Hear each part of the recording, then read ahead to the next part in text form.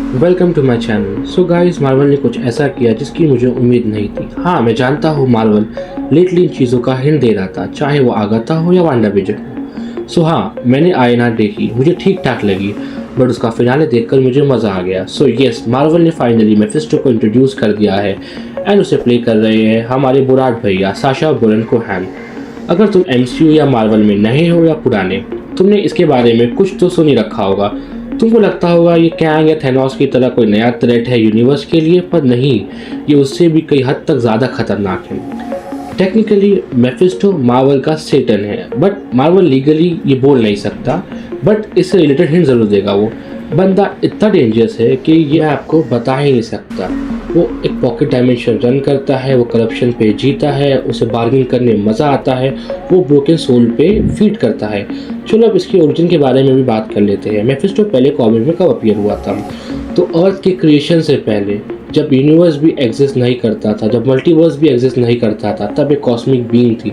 उसका नाम था प्रीमोर्डियल सैटेनिक फोर्स।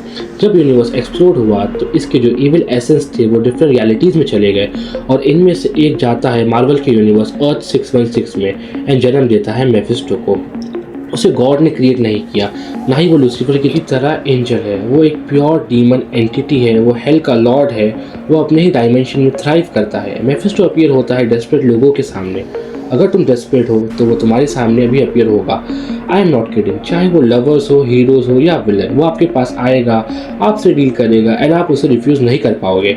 अब मेफिस्टो की पावर के बारे में भी बात कर लेते हैं।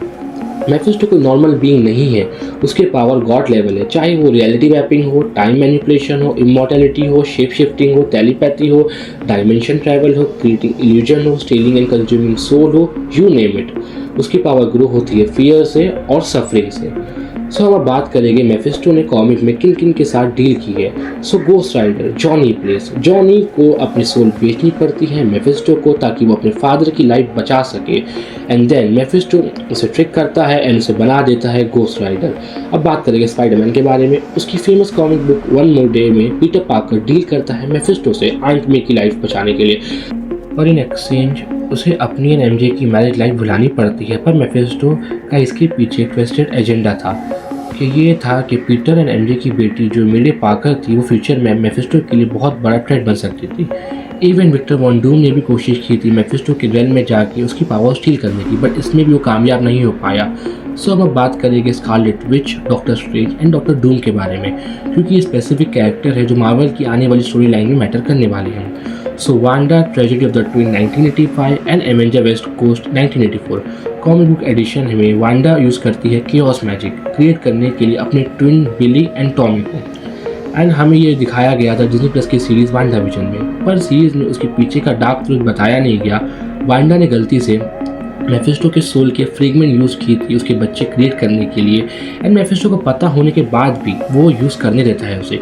तो फिर उसके बाद होता क्या है, एवेंजर वेस्ट कोस्ट में मेफिस्टो रीअब्सॉर्ब कर लेता है अपने सोल के फ्रेगमेंट, उसे वांडा के ट्विस्ट डिसअपियर हो जाते हैं एक्सिस्टेंस से। ये इमोशनली शैडर कर देता है वांडा को। उसका ग्रीफ इतना बढ़ जाता है कि वो अल्टरनेट रियलिटी बना देती है, एंड इवेंचुअली ये सब चीज़ें लीड करती है एवेंजर डिसेंबल की इवेंट की तरफ। मेफिस्टो फिजिकली से वांडा को हर्ट नहीं करता है, वो उसकी स्पिरिट ब्रोक कर देता है, और ये सब ट्रिगर करता है केओस पूरे मल्टीवर्स में। सो डॉक्टर स्ट्रेंज डोमिनेशन 2018 की स्टोरी लाइन में लास वेगस के डिस्ट्रक्शन के बाद डॉक्टर स्ट्रेंज पूरी सिटी को रेजरेक्ट करते हैं मैजिक से, और उनके इस एक्ट की वजह से पोर्टल खुल जाता है हेल का, एंड मेफिस्टो इस पोर्टल को यूज़ करता है लास वेगस को अपना हेल का पार्ट बनाने के लिए। उसने लास वेगस में एक डेमोनिक कैसीनो ओपन किया इन्फर्नो के नाम से, वहाँ वह लोगों को मजबूर करता है अपनी लाइफ गैम्बल करने के लिए, एंड फिर मेफिस्टो स्ट्रेंज को कैप्चर कर लेता है अपने हेल लाइक डायमेंशन में, एंड बहुत से हीरो जैसे कि Ghost Rider and Moon Knight को अपना करप्ट प्यादे बना लेता है। फिर इन द एंड एक टीम क्रिएट होती है मिडनाइट सन के नाम से। सो इस टीम में होते हैं the blade, Elsa Bloodstone and Wong. ये फाइट करते हैं मेफिस्टो से एंड स्ट्रेंज को बचाते हैं एंड हेल के दरवाजे बंद करते हैं। स्ट्रेंज को इस वीडियो में मेंशन करना इंपॉर्टेंट है, क्योंकि आने वाले एमसीयू की स्टोरी लाइन में स्ट्रेंज एक सिग्निफिकेंट पार्ट प्ले कर सकती है मेफिस्टो के अगेंस्ट। डॉक्टर स्ट्रेंज ही है जो प्रोटेक्ट करती है बैरियर रेल्म के बीच। स्ट्रेंज को ब्रेक करना मतलब रियलिटी को ब्रेक करना। हम अब बात करेंगे डॉक्टर डूम के बारे में। मेफिस्टो की बात हो रही हो एंड डूम की ना हो, ऐसा हो नहीं सकता। सो ये बहुत important and interesting story line है कॉमिक बुक की, जो आने वाले एमसीयू में इम्पैक्ट कर सकती है। तुम सोचो, एक राजा जो कभी हारा नहीं, एक एम्परर जो कभी झुका नहीं, यूनिवर्स का, मल्टीवर्स का, लाइफ जहाँ जहाँ एग्जिस्ट करती है उस सब का सबसे पावरफुल बीइंग पर एक डेविल के आगे हार जाता है। I am not kidding. So ये स्टोरी लाइन है 1989 की comic book edition prime and torment की। सो ये स्पेसिफिकली 3 कैरेक्टर पे बेस है, डूम, मेफिस्टो एंड स्ट्रेंज। तो ये बात तब की है जब वो ना ही लेटवेरिया का राजा था, ना ही उसने डूम का मार्क्स लिया था और ना ही वो मैडनेस में पागल हुआ था। वो विक्टर वॉन डूम में छोटा बच्चा था, वो सिंथिया डूम का बेटा था। पर सिंथिया एक गलती करती है, वो अपनी सोल मेफिस्टो को सेल कर देती है पावर के लिए, ताकि उस पावर से वो अपने लोगों की जान बचा सके। बट इन एक्सचेंज उन्हें अपनी सोल देनी पड़ती है मेफिस्टो को इटर्निटी तक की। तो हर 100 साल में अर्थ पर एक मैजिकल कॉन्टेस्ट होता है ये जानने के लिए कि अर्थ में सबसे स्ट्रॉन्गेस्ट सोर्सरर कौन है। डॉक्टर स्ट्रेंज जीत जाते हैं एंड बन जाते हैं sorcerer supreme, but surprisingly doctor Doom को मिलता है सेकंड प्लेस। कॉन्टेस्ट के बाद डूम गुस्सा नहीं होते, ना ही वो लड़ते हैं। इनफैक्ट डूम स्ट्रेंज के पास जाते हैं, रिक्वेस्ट करते हैं कि स्ट्रेंज मेरी मदद करो, मुझे मेरी माँ को हेल से बचाना है। डूम हर साल कोशिश करते हैं पर अपनी माँ को मेफिस्टो से बचाने में फेल हो जाते हैं। स्ट्रेंज शॉक हो जाते हैं कि ये बंदा पहली बार पावर की नहीं प्यार की बात कर रहा है। फिर स्ट्रेंज मान जाते हैं उसकी मदद करने के लिए। डॉक्टर डूम एंड स्ट्रेंज साथ में ट्रैवल करते हैं मेफिस्टो के रेल्म में। ये एक ट्विस्टेड प्लेस है जो डीमन और इल्यूजन से भरी पड़ी है। मेफिस्टो अपनी माइंड गेम चालू कर देता है एंड डूम को उसकी पास की पेनफुल मेमोरी याद दिलाता है एंड स्ट्रेंज को अपने आप पे डाउट करने पे मजबूर कर देता है। जितना ये लोग डीपर जाते हैं मेफिस्टो का हेल्प उतना ही खतरनाक होता जाता है। फाइनली उनको डूम की माँ मिलती है एंड वो बहुत तकलीफ में होती है। मेफिस्टो फिर अपीयर होता है एंड हंसते हुए बोलता है, अगर तुमको इनकी माँ की सोल चाहिए तो तुम्हें इनके बदले कोई और सोल देनी पड़ेगी। डूम बिना हेसिटेट के बोलता है, मेरी ले लो।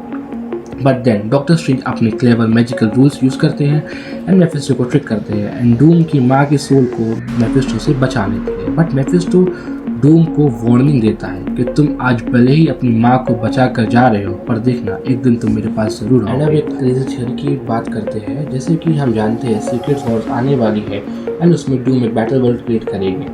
कॉमिक्स में डूम स्टील करते हैं पावर बियॉन्डर से एंड बनते हैं God. But what if Doom को पावर कॉस्मिक फोर्स से नहीं पर मेफिस्टो की डील से मिली हो?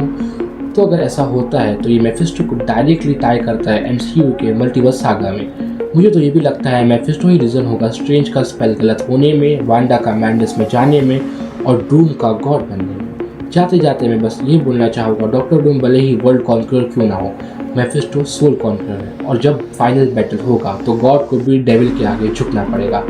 अगर आप लोगों को वीडियो अच्छी लगी हो तो लाइक करना, शेयर करना एंड सब्सक्राइब करना। अगर मैंने कुछ मिस कर दिया हो तो कमेंट सेक्शन में ज़रूर बताना। मिलते हैं आप सबसे नेक्स्ट वीडियो में।